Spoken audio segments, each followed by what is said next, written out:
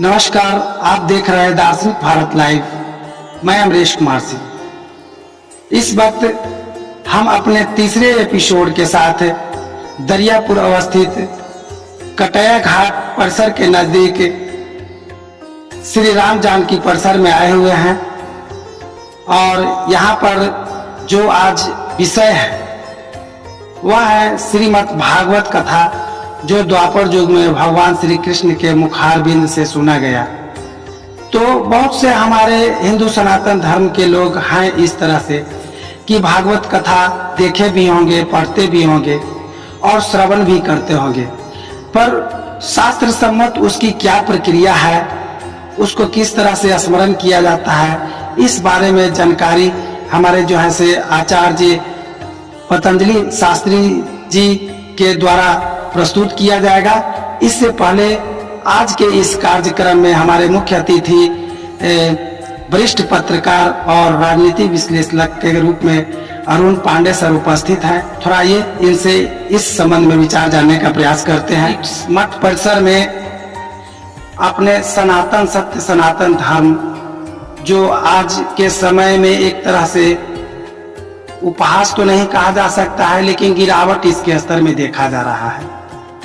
इस चीज को ध्यान में रखते हुए ये कटैया बाबा के स्थान से हम लोग कुछ इस तरह के अपने जो पौराणिक जो ज्ञान है, ऋषि महर्षियों का ज्ञान है, दार्शनिकों का ज्ञान है, उस पर कुछ करने जा रहे हैं। आप क्या कहना चाहेंगे? देश में और पूरी दुनिया में खासकर सनातन धर्म तो अस्थायी, इसको मिटाया नहीं जा सकता है।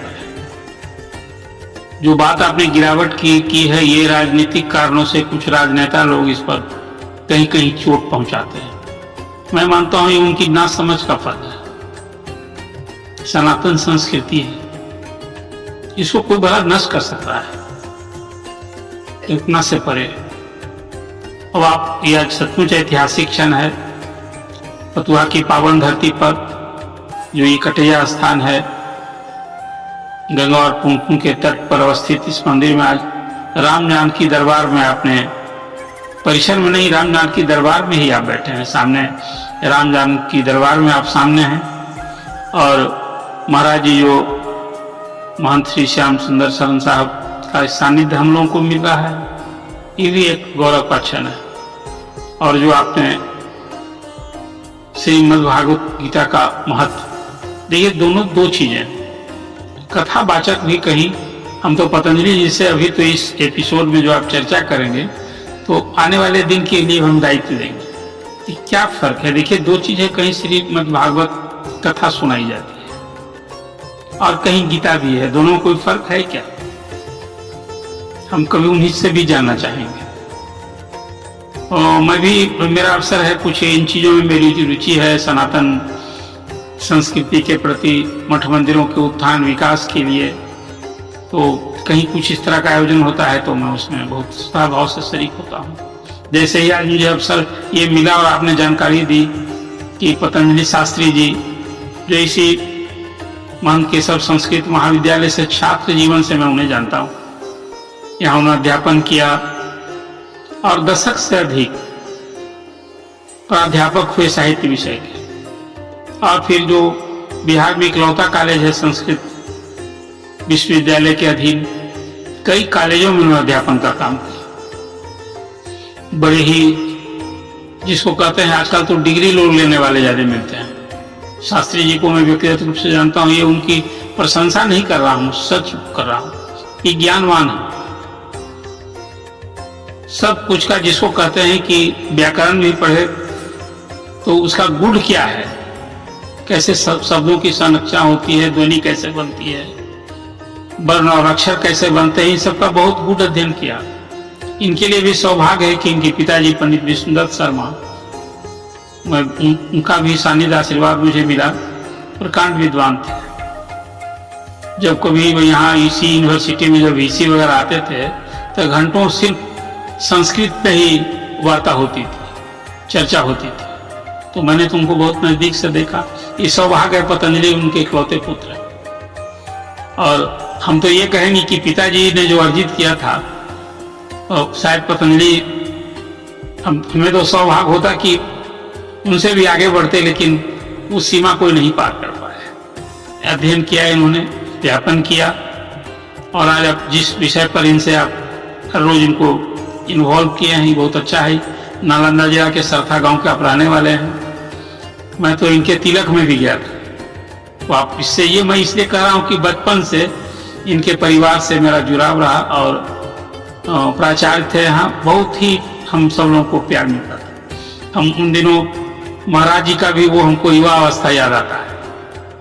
महाराज जी भी उसी कॉलेज में आपने अध्ययन किया, वहाँ से आपने डिग्री ली, और फिर आज जिस जीवन में है, सन्यासी जीवन में है, ये इस मंदिर के लिए भी गौरव कि जिसको कहते हैं कि बाल साधु के रूप में, बाल सन्यासी के रूप में आपने जीवन अपना समर्पित किया, और समाज के लिए इस धरोहर को बचाने के लिए जो इनकी निष्ठा, जो समर्पण देखता हूँ, सब आज यही तो चीज चाहिए।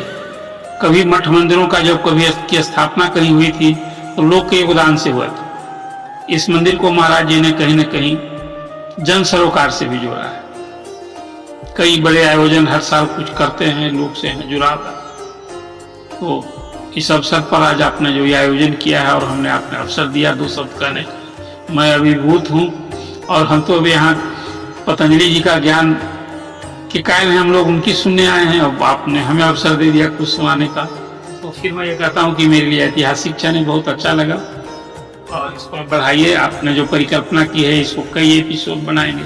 सच पूछिए अमरेश जी, एक आप ऐतिहासिक धरोहर इसको बनाने जा रहे हैं, और अभी के लिए नई पीढ़ी जो आएगी ना, उसके लिए जो जिस विषय पर आप संजोने चले हैं, इस बात को इससे संदेश जाए कि सनातन धर्म का महत्व, और हमें इसकी परवाह नहीं करनी चाहिए कि इसके बारे में कम लोग ऐसे होते हैं जिनकी विकृत मानसिकता होती है, कुछ सोचते हैं।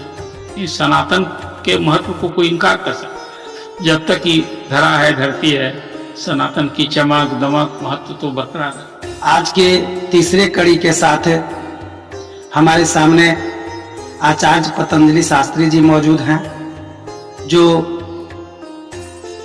गीता पाठ से संबंधित अपने ज्ञान को लोगों के बीच में बतलाने का काम करें। ओम हरि शरणम, ओम हरि शरणम, ओम हरि शरणम, ओम हरि शरणम, ओम हरि शरणम। सच्चिदानंद रूपाय विश्वोत्पत्ति हेतवे, सच्चिदानंद रूपाय विश्वोत्पत्ति हेतवे, तापत्रय विनाशाय श्री कृष्णाय वयं नमः, श्री कृष्णाय वयं नमः। फतुहा धन्य धरा पर त्रिपथ गामिनी, जाह्नवी और पुनपुना के संगम धरा पर कटैया स्थान मंदिर एवं जगदवरेण्य संत। जगदवरेण्य कहने से तो अतिशयोक्ति के अलंकार का परिपूरित हो जाएगा, लेकिन वरेण्य संत तो जरूर स्वरूप हैं हमारे बीच। श्री आचार्य राम सुंदर सर, जिनके बीच में यह पुष्पित और पल्लवित हुआ। खैर यह धाराएं तो मैं कुछ और कभी कहूंगा इस विषय पर। अभी मैं धर्म का आधार और गीता की पाठ विधि, एक एपिसोड में गीता के महत्व पर मैं चर्चा कर चुका, और कल का एपिसोड में मैं अक्षय तृतीया पर भी चर्चा कर चुका। आज वह क्षण मैं सोच रहा था कि मुझे एक आशीर्वाद मिले, तो जगदवरेण्य संत स्वरूप श्री आचार्य राम सुंदर शरण जी का सानिध्य तो मुझे प्राप्ति ही हुआ, और उसके बाद मेरे अग्रगण्य और बड़े भ्राता और पिता सदृश वरेण्य पत्रकार श्री अरुण पांडे जी का भी मुझे एक आशीर्वाद मिला, और मेरा अनुज आत्मज प्राध्यापक श्री श्याम सुंदर पांडे जी का पुत्र को भी आना हमारे लिए इस एपिसोड में एक बहुत बड़ी अहैतुकी कृपा हुई। संतोष भाई जी हैं और एक हमारे वरेण्य बुद्धिजीवी उपस्थित हैं। इस बीच में मैं एक धर्म पर गीता की पाठ विधि की संरचना आज मैं कह रहा हूं कि वस्तु यही है कि गीता पाठ विधि कैसे है। तो महात्मा तो मैं कह चुका हूं, तो धर्म पर एक दो कुछ गीता की प्रशस्ति है, 5 लाइन की मैं वो सुना देता हूं। धर्म पे धरती गगन, धर्म पे आधार है, धर्म वीर सतियों का भूषण, धर्म ही श्रृंगार है, धर्मवीर सतियों का भूषण, धर्म ही श्रृंगार है। धर्म में सब सिर झुकाते, धर्म ही है आस्था, धर्म में सब सिर झुकाते, धर्म ही है आस्था। अब गीता की प्रशस्ति है। कर्म ज्ञान की भक्ति की त्रिवेणी भवतारिणी है, कर्म ज्ञान की भक्ति की त्रिवेणी भवतारिणी है। सुख दुख द्वंद्व को मिटाती शांतिदायिनी, हंस जुता कामना विहीन कर्म प्रेरिका है। श्वास प्रशंसा द्वारा जीवन प्रवाहिनी, अहंकारहीन प्राणी मात्र में है ब्रह्म, धर्म है ब्रह्म। सरस्वती नस्वर जगत बोध वाहिनी, सरस्वती नस्वर जगत बोध वाहिनी। सरस्वती कैसी है? नस्वर जगत की वह बोध वाहिनी है। यह जगत नस्वर है, आया है और जाएगा, आती आती संसार है।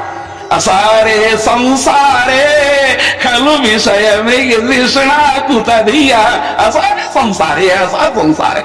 तो सरस्वती नरस्वर जगत वधवाहिनी, भक्ति की भागीरथी सी प्रवाह मान दिव्य गीता, सर्वधर्म त्याग प्रभु शरणदायिनी, महाभावी है परम प्रबला, दैव इच्छा है वली, दैव इच्छा है वली।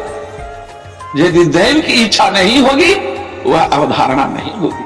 आज वरेण्य राघवेंद्र सरकार, मां जाह्नवी और गंगा और अनुपम हनुमान का दासानुदास भाव मुझे समर्पित हुआ और वरेण्य स्वरूप इनका आशीर्वाद हमारे अग्रज पत्रकार महोदय श्री अरुण पांडे जी का सानिध्यता भी मिली। आज इससे मैं गदगद हूं। और अब मैं गीता पाठ विधि का विचार कर, कल गीता महात्म्य था, आज 5, 7, 8 श्लोक है गीता पाठ विधि। यही मैं एपिसोड में कहना चाह रहा हूं।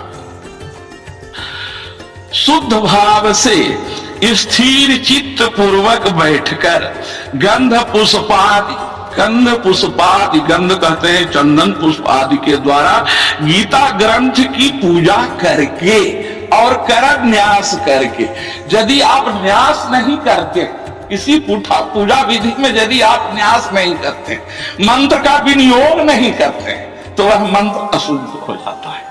तो न्यास क्या है?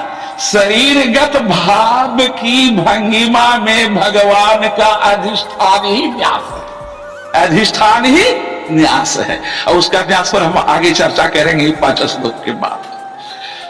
शुक्लांबरधरं विष्णु शशिवर्णं चतुर्भुजं प्रसन्न वदनं ध्यायेत् सर्वविघ्नोपशान्तये। शुक्लांबरधरं विष्णु, विष्णु किस तरह से है? शुक्ल रूपी अंबर है, स्वच्छ अंबर है ना। अंबर तो स्वच्छ है, आकाश तो स्वच्छ है, आकाश की धाराएं तो स्वच्छ है, वह स्वच्छंद है, उसकी धारा स्वच्छंद धारावत वितरित या गगन है। उस गगन में जो शुक्लांबरधर, शुक्ल जो अंबर, शुक्ल स्वरूप श्वेत स्वरूप जो अंबर है और उसके धारण करने वाले विष्णु भगवान है। शशि वर्णं चतुर्भुजं, और शशि वर्ण से चंद्रमा रूपी वर्ण, चंद्रमा भी श्वेत है, शशि वर्णं चतुर्भुज। और ऐसे जो तो चतुर्भुज नारायण है, प्रसन्न वदनं ध्यायेत्, उनकी प्रसन्न वदनता, प्रसन्नता ज्ञानगताभिषेकता तथा विमले, है ना।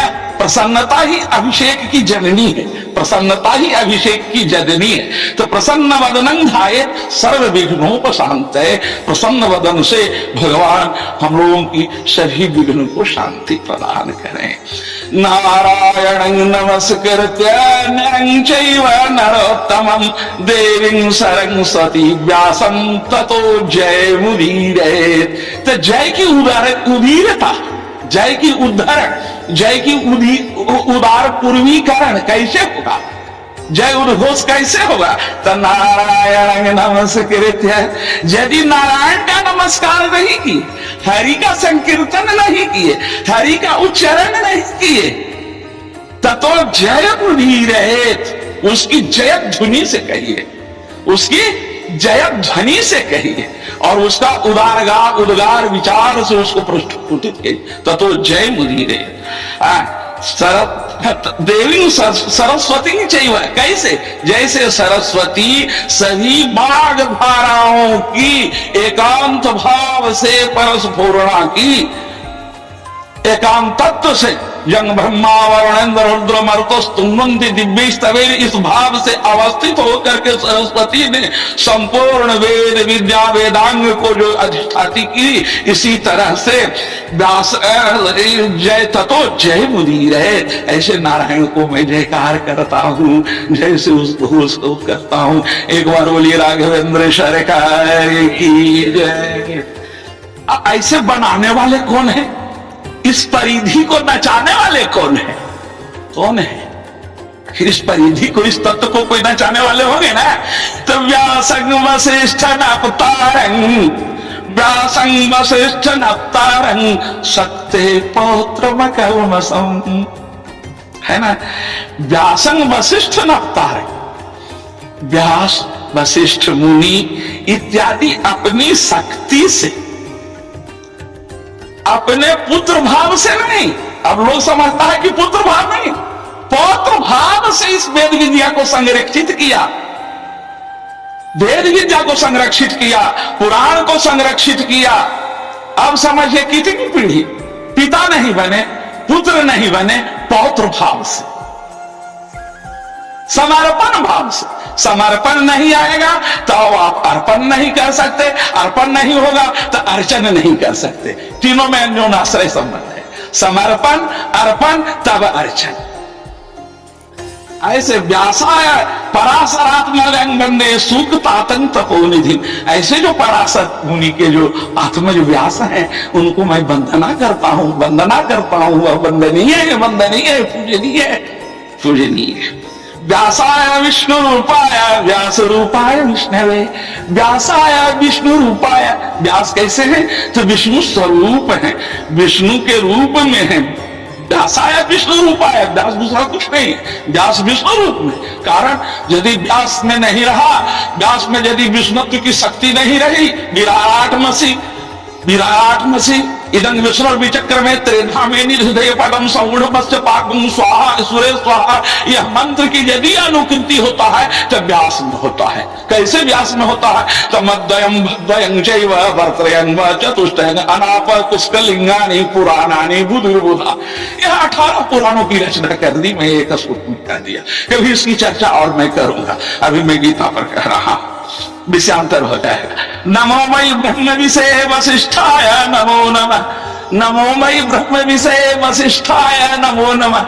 अब एक वशिष्ठ ऋषि भी है, एक वशिष्ठ तत्व से भी समझना पड़ेगा। विशिष्टाय तत्वे सती वशिष्ठ, तो वशिष्ठ मुनि बन गए। आप वशिष्ठ तत्व को जान गए तो आप विशेष जानकार बन गए, आप में एक विशेषता आ गई, आप में एक विशिष्टता आ गई। नमो वै ब्रह्म विषय वशिष्ठाय नमो नमः, ऐसे जो ब्रह्म रूप वशिष्ठ स्वरूप मुनि भी, ऐसे जो वशिष्ठ स्वरूप हमारे अग्रगण्य संत हैं, जैसे हमारे बीच पधारे हुए हैं, और बहुत संत होंगे, लेकिन अग्रे कहावत है कि चिरनवै मधु विंदेता को मधु पर्वतं व्रजे, चिरनवै मधु विंदेता को मधु पर्वतं व्रजे। मधु सामने है और हम पर्वत पर खोज रहे हैं। आप एक सहपाठी, आप एक हमारे लिए कलीग हो सकते हैं। आप चलिए।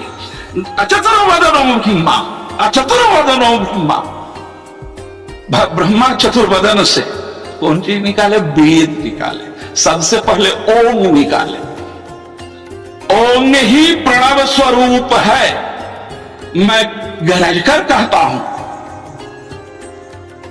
उच्च स्वर से कहता हूं, जो मानव शांत भाव से ब्रह्मनिष्ठ होकर और कर्मनिष्ठ होकर सत्यनिष्ठ होकर ओम ध्वनि को केवल उच्चरित करे, उसको संतापक ध्वनि नहीं होगी। इतना ओम ध्वनि में ताकत है। तो ओम से ही चारों वेद निकल गया ब्रह्मा के मुख। सबसे पहले ओम निकला। ओम, ओम भी नहीं निकला, ओम निकला।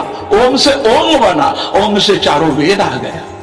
और उसको व्यास क्या कर दिए? तो पुराण में लाकर विस्तृत कर दिए। ऋषि महर्षि क्या कर दिए? तो आठोपनिषद में की इसकी चर्चा में कह दिया था। सर्वोपनिषदो गावो गोपाल नंदन पार्थो वत्स सुधीर भोक्ता दूधं गीता अमृतं महत्। गीता रूपी दूध कैसा है? सर्वोपनिषदो गावो, सभी उपनिषद गौ है, सभी उपनिषद गौ है। अब दुग्धा कौन है? गोपाल नंदन है। गोपाल नंदन कौन है? रसिक राज बिहारी, कुंज बिहारी रसिक राज श्री राधा कृष्ण है। राम और कृष्ण का समन्वय क्या है? रमन्ते चित्ते अस्मिन इति राम, रमन्ते जोगिनो चित्ते राम। तो जोगियों के चित्त में रमन करें, तो रमन क्या करेंगे? नाचेंगे? नहीं। जोगी लोग राम जप की इतनी अवधारणा कर लेते हैं कि राम स्वरूप के ध्येयं चित्तं नाम सहस्रं देयं दीन जनाय च नित्यं। ध्येयं श्रीपति रूप मजस्रम, राम स्वरूप राघवेंद्र सरकार का जो स्वरूप है, पराम्बा जानकी का स्वरूप है, हनुमान का जो स्वरूप है, चित्त में अवधारणा करके वह संत शिरोमणि परम गदगद हो जाते हैं। ऐसे जो अच्युतवदनो ब्रह्मा है, वह द्विबाहुरपरो हरि, वह द्विबाहुरपरो हरि, हरि विष्णु दोनों बाहों से यह संसार के भार को रक्षा कर रहे हैं, है ना। अभार लोचनोर्भम शंभुर भगवान बादरायणी, बादरायणी व्यास, व्यास को कहते हैं कृष्ण द्वैपायन व्यास, बादरायण व्यास, है ना। बादरायणी भी कहते हैं। ऐसे जो व्यास हैं वह अभाव लोचन है, भाल लोचन नहीं। उनका अपूर्व भाल से जो विस्तृत पुराण और भगवत गीता महाभारताधीन, महाभारताधीत, महाभारत से निगदित, शांति पर्व से उल्लेखित 18 अध्याय यह ब्रह्म वाक्य के रूप में हो गया। और गीता जो है, गीता पठनीय है, अवसनीय है। 2 श्लोक के नित्य प्रति यदि आप गीता करेंगे तो घर में इतनी सुख समृद्धि का वैभव का नृत्य लक्ष्मी नृत्यांगना करेगी। क्यों करेगी लक्ष्मी नृत्यांगना? इस पर भी प्रश्न कर सकते हैं। तो मैं मुक्त कंठ होकर के कहता हूं कि लक्ष्मी श्री के पति विष्णु, विष्णु के आप प्रशंसा कर रहे हैं। किसी पति के प्रशंसा करे तो पत्नी उसको नाचेगी कि नहीं नाचेगी कि हमारे मर्दाना के इतना प्रशंसा कर रहे हैं? तो यही भाव है, यही भाव है मेरा, यही भाव है कि भगवान विष्णु भी उस घर में नाचते हैं जहां गीता रहती है, जहां रामायण रहता है, जहां भागवत रहता है। सुख समृद्धि का कारक संसार में यही गीता है। वह कोई पढ़कर देखे, उसमें लगकर देखे, यह तो भाई एक दिन से तो होगा नहीं, यही गीता है। कर गया। अब इसकी पाठ विधि है, यह 18 अध्याय में सुसज्जित। इसके अध्याय के पाठ करने के पहले एक ध्यान का मंत्र है। शांताकारं भुजगशयनं पद्मनाभं सुरेशं विश्वाधारं गगन सदृशं मेघवर्णं शुभांगं लक्ष्मीकान्तं कमलनयनं योगभिर्ध्यानगम्यं वन्दे विष्णुं भवभयहरं सर्वलोकैकनाथं जं ब्रह्मावरुणेन्द्ररुद्रम्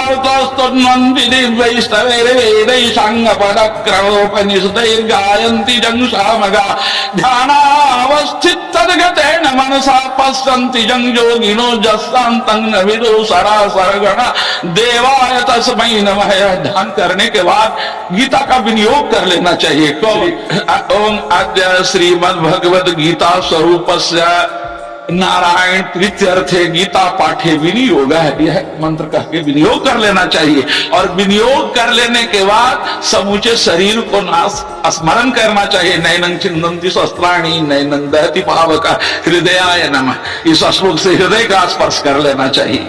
यह है अभी अभी गीता और भागवत में अंतर है। गीता और भागवत में अंतर है दोनों एक चीज, लेकिन अंतर कहां है? वह है गीता उपनिषद वाक्य है, अब भागवत लौकिक साहित्य में आता है, वह पुराण वाक्य है, पुराणे सुझाता है। और पुराण जितना आता है वह लौकिक वाक्य में आता है। सुहृद सम्मत वेद हो सकता है और कांता समित उपदेश वह पुराण हो सकता है। तो गीता जो है वह गाने की चीज है, पढ़ने की चीज है, पठनीय है, अभ्यसनीय है कि नहीं। और उससे जो पदार्थ आता है 18 पुराण में जो चर्चाएं हैं वह चर्चाएं गीता में सन्निहित है, 18 अध्याय में सन्निहित है।